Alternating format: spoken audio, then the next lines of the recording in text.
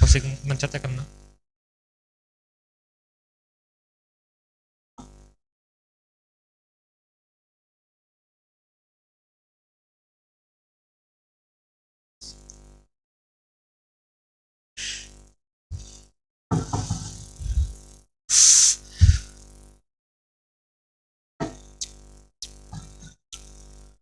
Ya.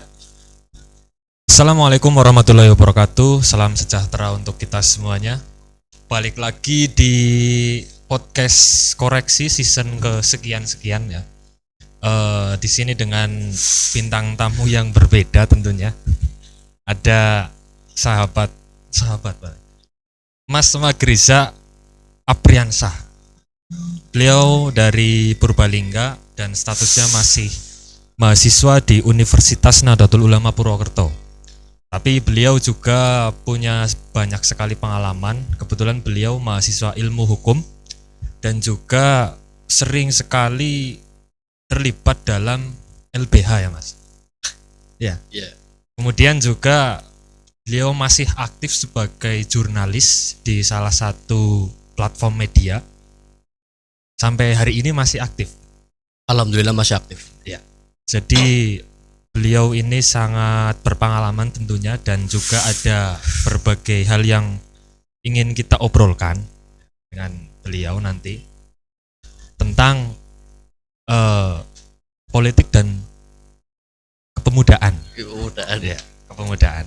Ya balik lagi terkait politik ya karena masih anget di menuju tahun 2024. Dari pandangan Mas Magriza ini bagaimana kira-kira terkait politik dan kepemudaan di hari ini?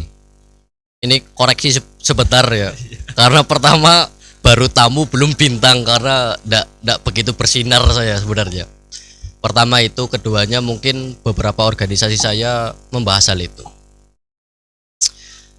Saya kepengen menekankan di politik dan kebangsaan itu masalah edukasinya. Oh, politik dan kebangsaan itu ya, politik edukasi dan kepemimpinan itu tentang edukasinya. Karena masyarakat kita itu terbagi tiga hal. Pertama, masyarakat kaula di mana dia masih kosong. Yang kedua, masalah masyarakat yang antipati terhadap politik. Yang ketiga, masyarakat madani. Dia sudah paham sekali dengan politik. Jadi minim-minim mulai dari podcast ini kita menjadi public educator, tidak hanya sebagai corong-corong tertentu seperti itu. Iya benar, karena diskusi-diskusi sebelumnya karena masih agak nyambung nih. Sebelumnya kita membahas terkait kepemiluan, tahap-tahapannya, terkait edukasi juga. Kita kan belum tahu menahu nih, walaupun kita sering kali disebut mahasiswa ataupun aktivis, tapi terkait public education-nya itu masih kurang. Ya, jadi mungkin nanti bisa kita bicarakan lebih lanjut ya. Entah itu dalam posisi mana kita ambil dan juga kita harus mengakses apa supaya kita bisa berkontribusi untuk membentuk yang namanya edukasi di masyarakat. Karena tadi sudah dibilang masyarakat kita masih tergolong masih dari beberapa golongan ya. Dan itu pun masih kebanyakan hari ini masyarakatnya belum tahu menahu terkait politik dan kepemimpinan seperti itu ya Mas. Jadi hari ini mahasiswa membahas tentang politik dan kepemimpinan ke depan. Cuman yang harus digarisbawahi tentang politik ada dua hal. Yang pertama, masalah kita berbicara equality before the law, humanity of human right atau hak asasi manusia, atau mungkin kita berbicara sistem pemerintahan atau berbicara politik. Yang keduanya ada sistem mencoblos. Ini yang kadang-kadang membuat sakit hati masyarakat tertentu atau mahasiswa tertentu. Pertama, secara ideal bila mana membahas politik ya, equality before the law, hak asasi manusia dan lain-lain, itu idealnya. Keduanya ada sisi praktikal di mana politik itu mencoblos dari seluruh negara ya. Ini kalau mau studi komparatif, seluruh negara menerapkan adanya pencoblosan. Nah, karena ini sisinya teknik, ini sangat kadang-kadang Betul, sangat betul. kotor. Dimulai dari masa pendaftaran mungkin, keduanya masa kampanye, ketiganya masa pencoblosan itu sangat kotor. Ini yang kadang-kadang membuat sakit hati masyarakat atau mahasiswa. Seperti itu sih. Iya ya. Berarti dengan adanya fenomena itu, harusnya kita ini idealnya gimana Mas menurut sampean? Kita ini bisa dikatakan mahasiswa yang cenderung mempunyai tingkat taraf kesadaran yang agak lebih. Berarti kita harus ambil peran dong, nggak semata-mata dengan adanya Harus, jelas, fenomena jelas. itu kok kita cuma protes tapi nggak speak up. Ya, cuma protes di belakang. Harusnya ini kita mengambil jalan yang mana ini sebagai aktivis tentunya. Pertama memang kalau berbicara politik ya, ini kan bukan berbicara masalah money politik. Kalau semisal money politik itu dijadikan ongkos politik, kos politik, itu sah. Karena sistem politik kita seperti itu. Karena basis dari undang-undang partai politik kita itu menjelaskan tentang pertama masalah pendanaan partai itu tidak jelas. Hari ini basis data korupsi di Indonesia tersendiri, beberapa orang yang lanjut ke Senayan mungkin atau sebagai anggota parlemen atau sebagai anggota eksekutif itu banyak sekali yang kena OTT, malah kena kasus korupsi. Oh, iya iya. Pertama itu. Nah, jadi kita harus merubah pemikiran, model pemikiran dari uang menuju gagasan. Karena Indonesia tersendiri kan punya Pancasila, di mana beberapa suku, ras, agama tertentu digabungkan melalui Pancasila tersendiri. Jadi gagasan pertama adalah Pancasilanya. Tapi kalau hari ini beberapa tafsir melenceng dari Pancasila, maka kita nggak punya gagasan. Oke. Loh, berarti gimana itu, Mas? Ini menarik ya. Merubah dari yang sedianya itu money politik menjadi sebuah gagasan. Itu kira-kira mekanisme apa yang bisa kita tempuh nih? Walaupun kita sadar ya bahwasanya dengan adanya kita di sini menggagas sesuatu itu belum tentu terdengar oleh pemangku kebijakan ya. Siap, Tapi kan paling tidak ada yang namanya usaha-usaha, Iya. tahap-tahapan yang bisa kita tempuh untuk bisa berkontribusi dalam merubah money politik menuju gagasan-gagasan tertentu supaya lebih baik tentunya. Oke, siap. Paling tidak, pertama kalau berbicara akar rumput, kita berbicara masyarakat itu memang sulit dirubah karena sistemnya masih seperti itu. Hari ini ya, kemarin pemilihan presiden itu hanya 2 calon. Bagaimana itu ributnya nggak keras? Nah, bagaimana caranya untuk masalah pemilihan umum, masalah politik itu diganti sistemnya? Itu mungkin butuh waktu yang lama. Dari semisal belajar saja dari pendanaan partai. Pertama, partai politik di Indonesia, undang-undang partai politik itu, partai politik didanai oleh sebagian oleh pemerintah atau negara yang berdasarkan pajak-pajak masyarakat. Iya. Pertama itu. Kalau kita mau studi komparatif lagi untuk pencegahan, untuk menumbuhkan gagasan baru ya, ada yang di Amerika Serikat ketika ada 2 partai besar, Demokrat dan Republik, itu dengan sistem pendanaan partai yang sangat ketat, di mana dia didanai oleh para pengusaha. Tapi beda lagi keduanya dengan negara Jerman, karena negara Jerman setiap partai itu boleh mendirikan yayasan. Pertama itu sistem politiknya harus dirubah. Bagaimana gagasan mau baik kalau melihat dari pemilihan presiden saja 2019 itu hanya 2 calon yang muncul. Ini kan kita nggak tahu, masyarakat itu nggak tahu siapa si A, siapa si B dan lain-lain. Kenapa kok langsung muncul 2 nama itu? Betul.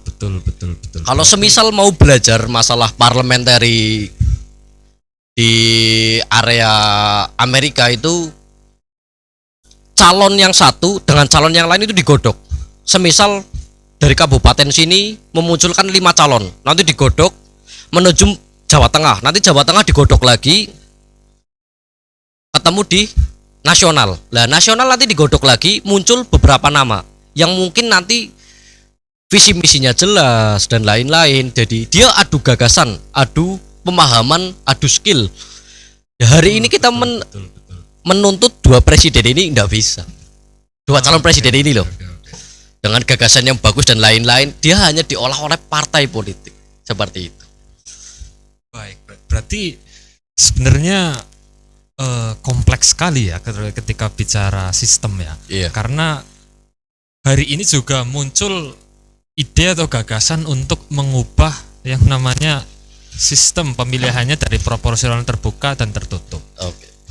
Lah, itu pun baru sebagian kecil daripada mekanisme ya. Iya. Ya betul. kan? Dan itu pun ketika diubah tidak bisa karena hari ini keputusannya belum final. Belum final. Paling tidak itu kalaupun bisa terrealisasikan diputuskan oleh MK itu kan nanti di periode berikutnya.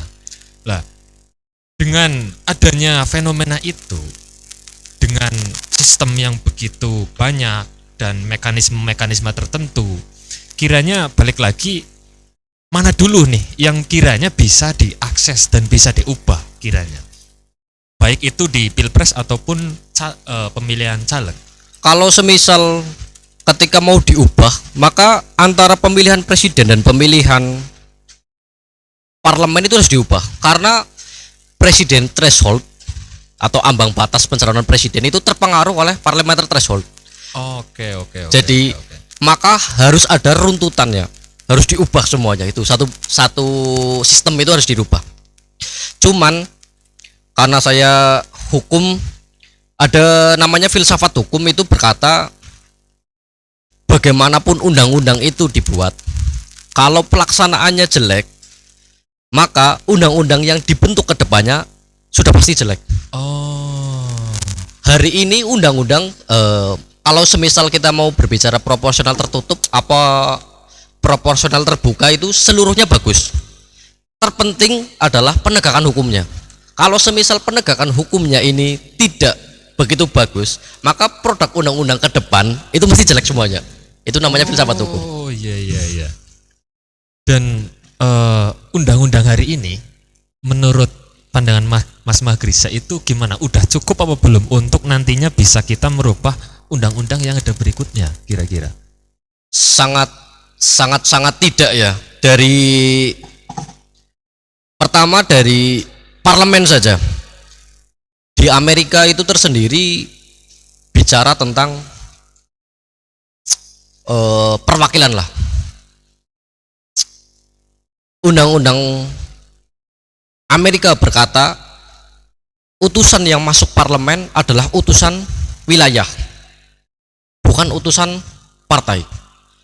Di Indonesia tersendiri partai itu masih menjadi apa ya? Menjadi muarat. Jadi semisal orang A dari fraksi partai A, tapi kalau di Amerika tersendiri si A dari daerah tertentu. Itu yang jelek pertama. Tertentu. Jadi undang-undang di Indonesia partai politik itu masih menjadi tuan. Jadi enggak bisa itu kalau dirubah hanya presidennya saja, apa sistem pemilihan presidennya saja, atau dirubah sistem parlemennya saja, enggak. Itu harus satu sistem yang harus dirubah. Oke. Menarik banget. Sebenarnya kalau kita ingin menggagas itu PR yang cukup besar ya tentunya, karena kita berangkat dari akar rumput ya betul ya. Nah kemudian fenomena hari ini menurut sampean yang paling tidak untuk mengkritisi grassroots itu bagaimana dalam mungkin dalam partisipasi, kemudian iklim dan lain sebagainya yang perlu kita pelajari untuk lebih lanjutnya, itu bagaimana? Ini kajian menarik, cuman paradoks. Paradoksnya seperti ini. Pertama, memang kalau berbicara approval rate dari segala lembaga negara, lembaga parlemen itu paling bawah, baru eksekutif yang lainnya dan lain-lain, yudikatif dan lain-lain. Jadi approval rate paling bawah adalah parlemen, padahal parlemen adalah representatif dari masyarakat itu tersendiri. Jadi kalau semisal mau merubah grassroots,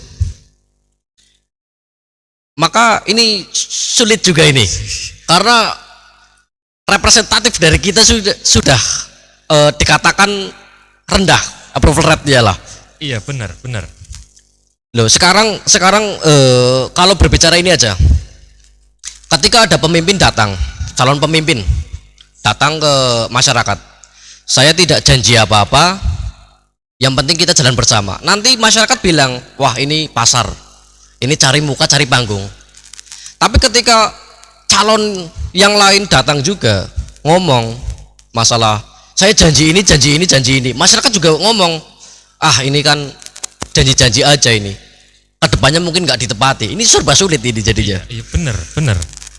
Jadi ya masyarakatnya belum settle, kemudian keterwakilannya di parlemen ya kurang begitu bagus. Ya balik lagi, sebenarnya PR kita besar banget. Sangat tapi juga besar. Susah ya. Sangat besar. Susah. Lah kita paling tidak nih, karena kita udah mengambil sikap sebagai remaja. Kalau komunitas kita kan namanya komunitas remaja beraksi ya, yang itu berisikan para mahasiswa aktivis dan lain-lain sebagainya. Daripada itu, kita sudah mengambil sikap nih, jelas. Kita visinya adalah untuk menjadi public educator. Karena kita sudah memiliki kesadaran dan juga ada sedikit kajian untuk mempelajari belanja masalah di sekitar kita. Kemudian kita dari situ kita pengen belajar juga. Maksudnya public edukasi yang ingin kita akses dan kita jalankan itu yang semacam apa, dan kita kolaborasikan dengan siapa, seperti itu. Mungkin dari Samen ada sedikit pandangan tuh di situ. Pertama, mungkin public educator ya, ini sedikit sulit juga menyadarkan grassroots atau akar rumput itu tentang masalah visi misi atau gagasan. Itu sangat sulit, karena masyarakat tersendiri hampir menurut by data saja ini pendidikannya rendah, sangat masih rendah di Indonesia. Makanya kalau di Amerika tersendiri itu ada namanya electoral vote, itu ada namanya one man one vote, yang keduanya ada popular vote. Popular vote itu merasa keterwakilkan, jadi orang-orang yang punya suara lebih banyak itu ada di popular vote. Jadi satu orang bisa punya hak suara 8 suara, kayak gitu, dan lain-lain. Iya. Hari ini di Indonesia one man one vote tersendiri itu sudah sangat tidak bisa dirubah. Grassroots itu sudah tidak bisa dirubah, karena gini, kalau one man one vote itu menjelaskan, ini tidak mendeskripsikan bahwa orang-orang yang tidak sekolah juga tidak terpelajar ya, cuman ini penjelasan saja. Jadi one man one vote menjelaskan orang-orang yang paham, mungkin para dokter atau sarjana dan lain-lain, itu memiliki satu hak suara yang sama terhadap masyarakat itu tersendiri. Jadi masyarakat berkata, wah kita setara, jadi nggak mungkin bisa dirubah itu. Oke, iya benar. Lah, ketika kita alihkan ya partisipan dari akar rumput ini tarik ke pemilu tahun 2024, ini dengan skema-skema yang masih sama tentunya ya, dengan skema proporsional terbuka, iya. Dengan sudah 3 kali kita melaksanakan, dan kita sangat erat kaitannya dengan money politik ya, sadar dan tidak sadar, Sadar itu tidak sadar ya. bahkan masyarakat itu menunggu momentum adanya. Oh, ada caleg nih, kita tunggu nih. Ada isi berapa amplopnya. Begitu kan. Jadi apakah kita bisa merubah yang mananya yang dari masyarakat itu menggantungkan satu suaranya dengan 50.000 rupiah selama 5 tahun dengan skema yang lebih baru lagi, gagasan yang lebih baru lagi? Apakah bisa kita menjadi edukasi? Mungkin dengan kita afiliasikan ini dengan KPU atau Bawaslu atau mungkin Pemkab, bisa juga. Tapi apakah bisa atau tidak? Ini kajian yang bagus juga. Tapi kalau dilihat secara pragmatis dan realistis hari ini, ketika Indonesia itu masih menerapkan sistem proporsional terbuka atau sistem-sistem yang lainnya, itu mengalihkan dari money politik menuju gagasan atau ide ini sedikit sulit. Pertama, saya kembalikan lagi ke masalah pendanaan partai politik. Pendanaan partai politik itu sangat bagi saya mendidik. Pertama, kalau memang Indonesia itu mau mendanai partai politik full, maka kalau Amerika itu hanya 2 partai yang besar. Kalau semisal itu Jerman, itu dia bisa mendirikan yayasan. Nah, lanjut dikorelasikan di Indonesia. Partai politik di Indonesia itu masih multi partai, masih banyak sekali. Jadi anggaran itu masuk, setiap partai itu ya, yang namanya partai itu karena banyak jadinya anggaran dibagi-bagi. Katakanlah parlemen, sekitar anggota parlemen itu 560. Setelah dia terlantik, maka dia harus mencari komoditas uang yang di bawah. Jadi dia punya kewajiban mencari uang. Kenapa dia harus money politik? Karena dia harus mengejar, pertama, masalah pembiayaan kampanye. Di Indonesia belum diatur itu pembiayaan kampanye. Keduanya, masalah pembiayaan kader tersendiri. Ketiganya, masalah kampanye tentang pemilihan suara partai politik. Itu masih belum teratur. Pertama itu. Jadi setiap orang harus berlomba-lomba membagikan uang. Karena harus jadi. Karena apa? Mengejar kembalian yang tadi. Yang keduanya, partai-partai baru, ini paradoks juga. Ada namanya siapa ya? Eko Kuntadi kalau tidak salah, itu dia nyalon suara terbesar se-Indonesia, tapi secara parliamentary threshold minim-minim kan 2 anggota untuk partai duduk di parlemen. Ternyata partai ini nggak punya anggota, tapi suaranya terbanyak. Bagaimana caranya partai yang lain, katakanlah partai yang baru, mungkin partai Umat, partai Gelora dan lain-lain, itu minim-minim setara? Itu sulit juga, karena yang satu itu ngejarnya pakai uang, kalau kita nggak ngejar pakai uang nggak jadi. Ini fakta politik di Indonesia seperti ini. Jadi ketika diubah pun, maka masyarakat ya hanya terimalah. Kita dididik untuk money politik dari awal ya gitu.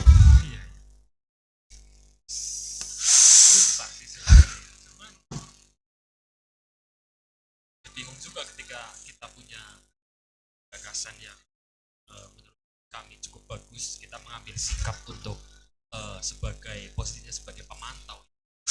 Karena hari ini ya juga kita ikut terjun ke politik. Alangkah baiknya kita mengambil sikap jadi pengawas atau pemantau, walaupun secara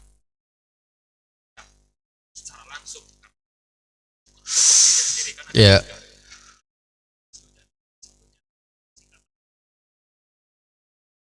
Ketika ingin ada gagasan tapi sistemnya udah kayak gitu ya. Jadi kalau mau dirubah, maka sistemnya harus berubah. Kita antara masyarakat dan aparat, mungkin aparat atau pejabat publik, itu sama-sama berkomitmen bahwa undang-undang yang kita buat, kalau ingin berubah ini ya, undang-undang yang kita buat kita atur sebagaimana mungkin dan kita laksanakan dengan ketat. Kalau semisal hari ini masyarakat dikatakan korban, ya mungkin sebagian dikatakan korban, tapi segelintir masyarakat juga menikmati kok, dimana pemilihan itu perputaran uangnya lebih cepat ketimbang ekonomi yang biasa ya gitu. Jadi ini sedikit paradoks lah, paradoks ini perlu dipertanyakan apa enggak ke pemimpin. Sebenarnya nggak perlu dipertanyakan karena pemimpin sudah tahu ya gitu. Secara garis besar memang harus berangkat dari sistem dulu ya. Harus Dan dari itu sistem. ada tahapan-tahapannya sendiri. Betul. Kalau bicara susah banget Siap. Iya betul. karena ibaratnya udah mendarah daging. Jadi, kalau bicara sistem ya tadi sudah disampaikan oleh sampean, ada berbagai macam tahapan-tahapan bisa dilakukan dan bisa dirubah. Tapi itu pun balik lagi kalau melihat dari sisi kita ya, apalah kita ya, mungkin suaranya Iya iya. tapi mungkin kan ada tahapan-tahapan tertentu yang mungkin nanti bisa kita kolaborasikan dengan pemangku-pemangku kebijakan dan lain sebagainya. Nah, itu sesi kali ini kita break dulu. Kita masuk ke sesi yang berikutnya. Terima kasih. Assalamualaikum warahmatullahi wabarakatuh. Waalaikumsalam warahmatullahi wabarakatuh.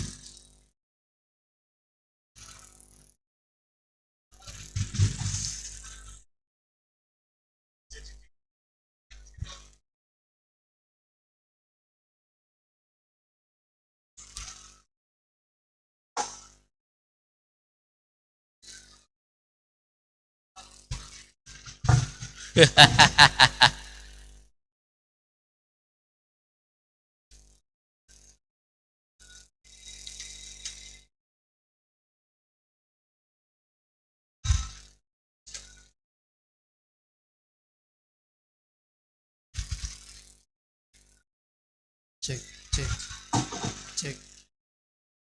Pak, Mame. Cek.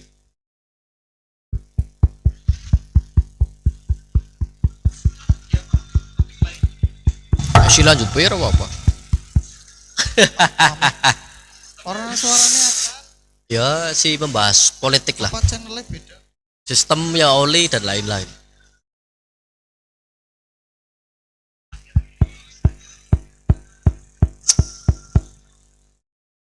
Apa ya? Apa ya? Penutupnya siapa? Intinya ya anggarnya sih bagaimana caranya membentuk, ayo orang kesadaran ya angel juga ya. Aku belum itu aja.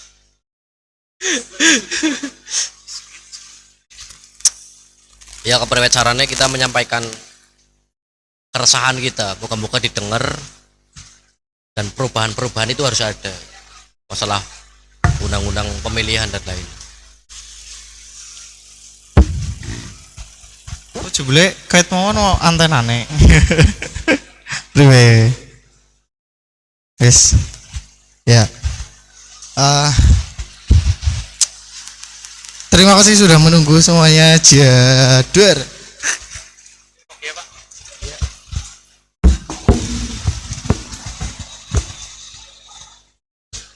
Nel pindahannya benel, pindahannya.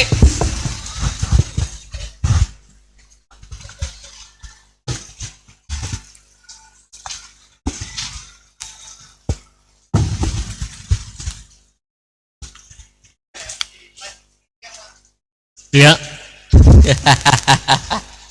Pikmu siapa gue? Yes. Waduh, keren guys suaranya guys.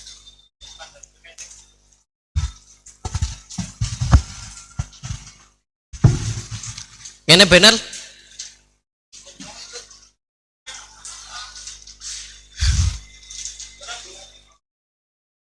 Enak ya. Orang iki, loh. Itu belum menit maning.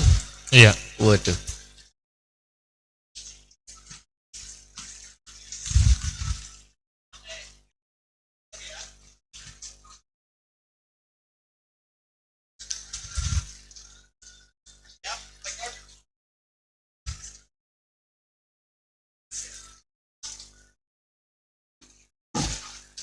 Oke, balik lagi untuk melanjutkan break tadi ya.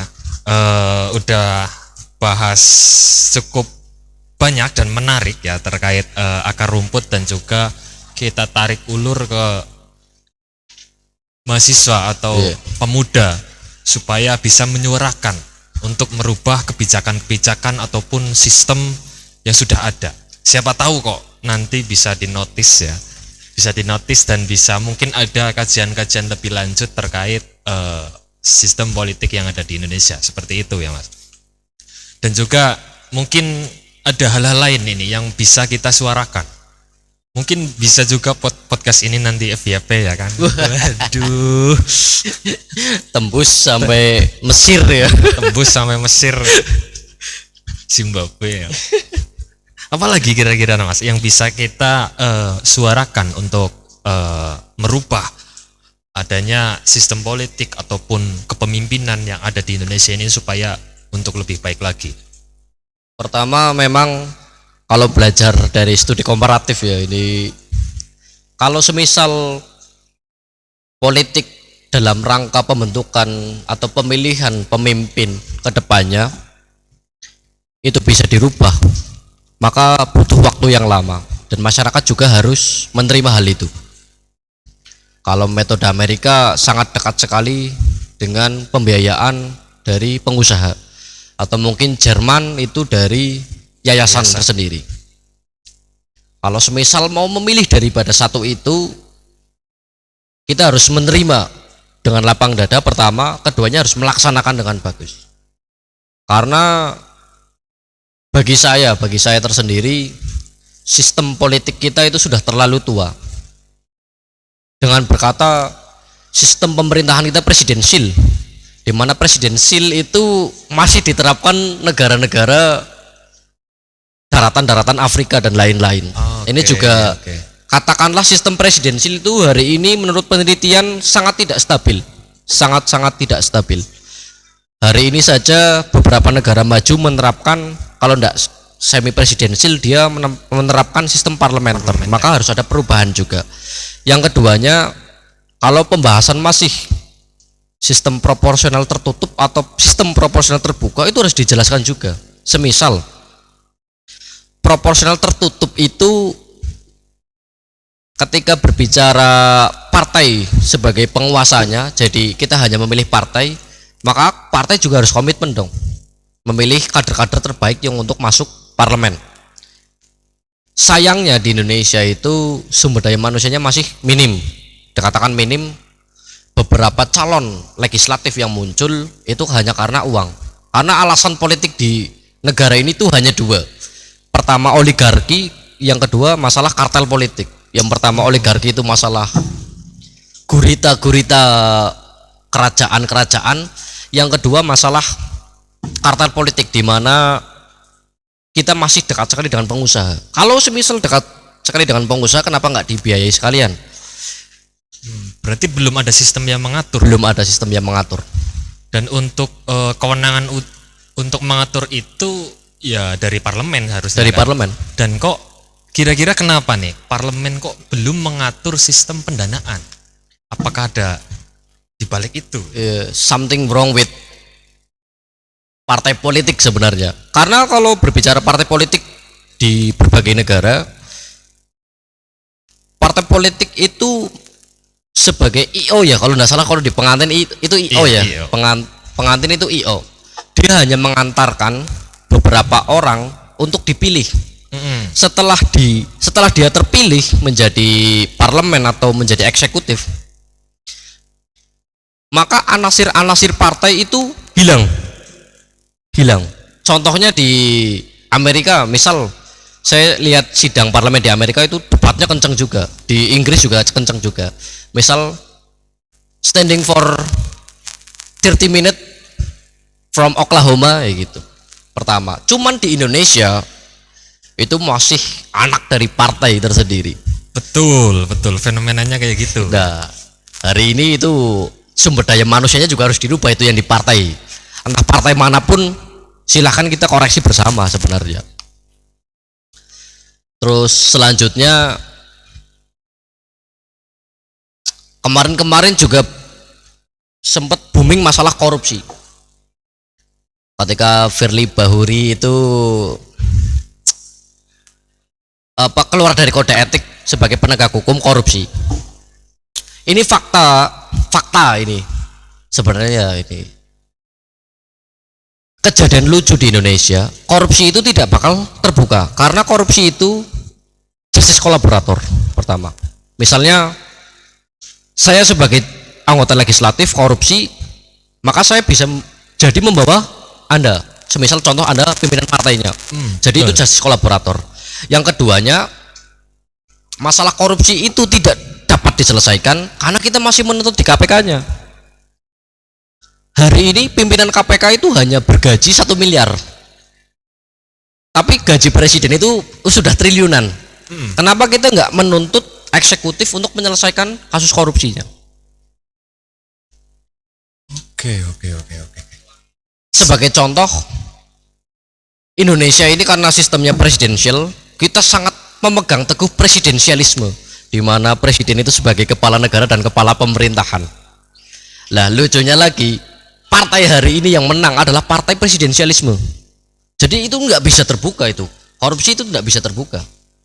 Jadi hari ini semisal KPK itu yang memilih anggota, yang memilih itu eksekutif dan legislatif, maka kembali lagi, wah hubungin saya dong kalau mau nuntut ini A, B, C, dan D. Iya. Menarik ini kalau terkait korupsi juga kita bahas ya, karena memang betul kredibilitas KPK sedikit dipertanyakan, tapi ya hanya itu yang kita bisa tuntut untuk menyelesaikan kasus korupsi. Cuman karena basisnya korupsi di Indonesia kolaboratif, Iya betul. kolaboratif. Jadi ya mungkin juga karena fenomenanya ada, saya pernah dengar itu OTT pun itu disetting oleh KPK. Kalau enggak salah nih, saya pernah dengar nih.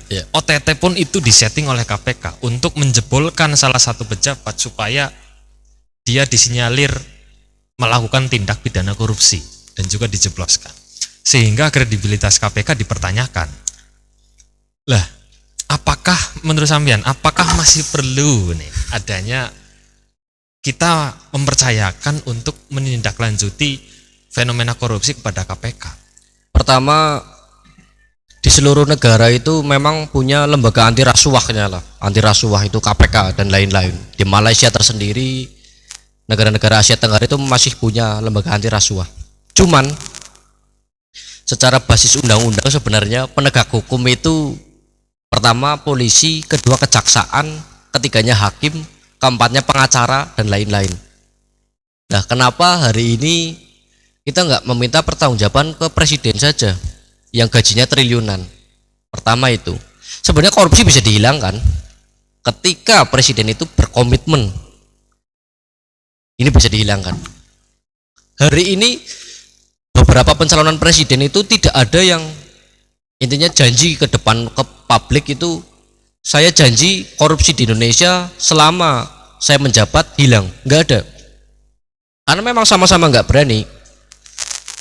Pertama itu, keduanya ada barrier entries atau penjagaan untuk masuk ke depannya. Semisal contoh, barrier entries untuk supaya politik ini tetap terjaga, pemasangan presiden threshold 20% apa ya? Apa 2,25% itu? Malah diturunkan kalau kabarnya. Nah, ini kan jadi partai-partai yang lain tidak bisa mengusung kalau dia nggak punya kader di legislatifnya. Pertama itu, keduanya parliamentary threshold pun mengatur itu. Sekarang hari ini debatnya presiden threshold, padahal yang lebih penting itu parliamentary threshold. Kalau parliamentary thresholdnya itu ada satu calon yang memang duduk karena partainya tidak lolos, padahal dia memenuhi suaranya, ya enggak maju dia. Oke, menarik. Tapi kalau Mas Magriza pahami secara garis besar fenomena politik yang ada, fenomena korupsi yang ada di Indonesia itu kira-kiranya penyebab utamanya apa. Dan ketika kita ingin merubah atau menindaklanjuti supaya tingkat korupsi di Indonesia menurun, itu melalui jalur mana? Ketika posisinya kita sebagai grassroots nih. Pertama kalau by data itu kan banyak sekali orang-orang yang kena OTT itu adalah anggota partai politik. Berarti something wrong with peraturan partai politiknya, undang-undang partai politik atau pemilihan umum. Karena basis datanya seperti itu. Keduanya mungkin secara kepuasan masyarakat itu secara gaji ya pejabat itu kurang karena yang saya tahu beberapa negara seperti Turki itu Turki atau bukan itu saya lupa, intinya ketika polisinya korup, polisi tuanya itu dipecat semuanya, itu pengangkatan polisi baru dengan diberi gaji yang tinggi, itu dalam rangka pencegahan korupsi. Tapi ya mungkin Indonesia belum tahu juga ini di Indonesia bakal sistem ini berjalan dengan baik atau enggak. Berarti bisa dikatakan penyebab utamanya adalah dari sistem yang sudah terbentuk, dan juga kurangnya gaji. Bisa jadi. Iya. Kira-kira apakah dengan merubah sistem dan seperti apa dirubahnya, kemudian dengan kenaikan gaji itu bisa menurunkan angka korupsi? Kalau semisal mungkin ya itu mungkin bisa mencegah sekitar 15%-an, 20%-an bisa. Yang penting kita komitmen aja dengan undang-undang yang ada, setelah terbentuk itu pelaksanaannya bagus dan lain-lain. Lah hari ini katakanlah undang-undang masalah contohnya omnibus law atau dan lain-lain itu sering didemo karena pelaksanaan undang-undang yang sebelumnya juga tidak bagus ya gitu loh. Baik, tapi ketika kita tarik mundur juga, nggak mungkin. Sebenarnya mereka kan juga berasal dari keterwakilan masyarakat. Dan hari ini praktek korupsi pun di masyarakat itu kan banyak. Iya. Dan juga kita seakan-akan terdidik untuk melakukan tindakan korupsi, walaupun belum tindak pidana. Tindakan korupsi dari elemen masyarakat terkecil. Dan ini menariknya balik lagi seperti pembahasan kita sebelumnya, bahwasanya sebenarnya permasalahan terbesar itu berasal dari masyarakat atau grassroots. Dan ketika kita ingin merubah itu sulitnya minta ampun. Sangat. Dan mungkin dari tindakan terkecil, langkah apa yang sekiranya kita itu bisa mendidik minimal diri kita sendiri atau teman kita, keluarga kita, untuk nantinya supaya bisa teredukasi masalah korupsi, baik itu masalah korupsi ataupun pemilu dan lain sebagainya. Kira-kira tindakan-tindakan kecil seperti apa yang bisa kita lakukan? Pertama masalah pendewasaan diri dulu. Ini pendewasaan harus tinggi juga. Karena di berbagai negara juga kasus korupsi ya ada, kecurangan partai politik ada juga. Yang keduanya masalah pendidikan. Pendidikan dalam keluarga itu sangat-sangat penting juga. Ketika orang tua mencontohkan untuk tidak korupsi, belum tentu anaknya nggak korupsi juga. Anaknya bisa jadi korupsi. Kadangkala orang yang sudah duduk di suatu jabatan yang nyaman melihat uang 1 miliar itu berseliweran lah di depan mata, itu juga kadang-kadang iman nggak kuat juga gitu. Yang penting masalah ini kan masalah transparansi aja, antara kita ke keluarga transparansi, terus pihak pejabat mencontohkan bahwa transparansi itu ada dan lain-lain. Itu masalah transparansi aja. Ketika ada satu contoh, center of view-nya itu mencontohkan yang bagus, maka baik-baiklah badannya. Maka satu orang yang buruk, maka rusaklah badannya, seperti itu. Betul. Dan ini sangat menarik lagi ketika nanti kita korelasikan dengan sistem pendidikan yang ada. Wah, ini menarik banget. Menarik, Karena menarik. sistem pendidikan hari ini, ketika kita studi komparatif dengan negara-negara lain, itu ya seperti itulah. Dan itu mungkin kita bisa bahas di sesi berikutnya. Terima kasih. Kepriyo maning, Bro.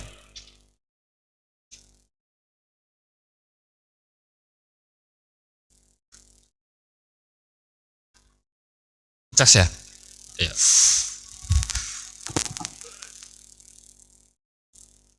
Kimi ngene bro,